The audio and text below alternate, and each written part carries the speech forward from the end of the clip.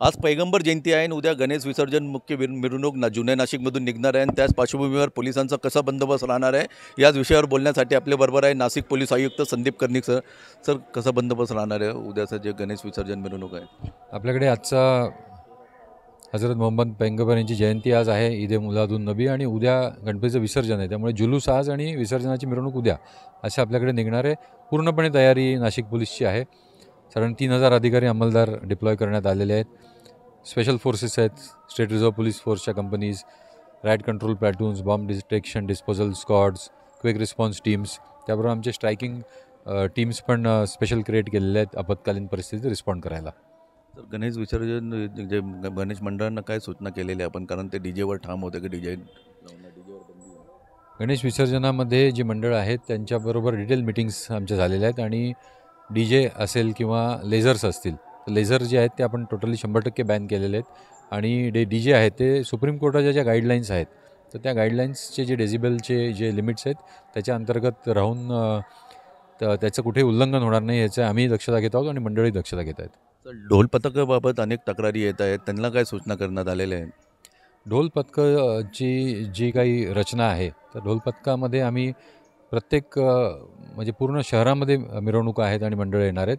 प्रत्येक एरियामध्ये किती ढोल पथकं त्या ठिकाणी ॲकोमोडेट होऊ शकतात किंवा राहू शकतात आणि त्याच्यामध्ये कुठल्याही प्रकारे विसर्जन मिरवणुकीला अडथळा येऊ नये अशा प्रकारचं आम्ही काळजी घेऊन मग प्रत्येक ठिकाणी वेगवेगळं नियोजन करण्यात आलेलं आहे.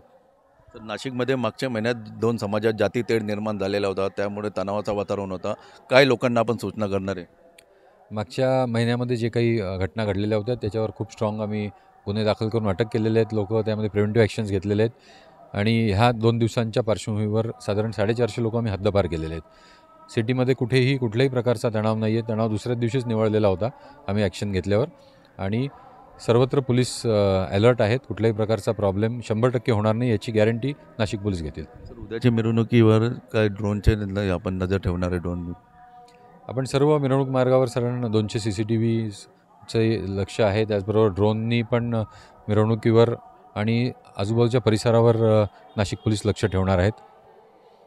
एकूणच आपण बघू शकतोय का नाशिक पोलीस आता सज्ज झालेली आहे. नाशिक पोलिसांचा आजपासून 40 तास बंदोबस्त लगातार बंदोबस्त होणार आहे आणि त्याच पार्श्वभूमीवर नाशिक पोलीस आता सज्ज झालेले आहे. जवळपास 3000पेक्षा जास्त पोलीस उद्या मिरवणूक मार्ग जे गणेश विसर्जन मिरवणूक आहे ते मिरवणूक मार्गावर राहणार आहे आणि कुठलीही अनुचित घटना घडू नये यासाठी नाशिक पोलीस आता सज्ज झाले आहे.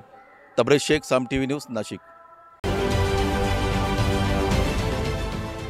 देश विदेशातील प्रत्येक घडामोडींचे लाईव्ह अपडेट मिळवण्यासाठी आता साम टीव्हीच्या सर्व सोशल मीडिया प्लॅटफॉर्मला लाईक, फॉलो आणि सबस्क्राईब करा.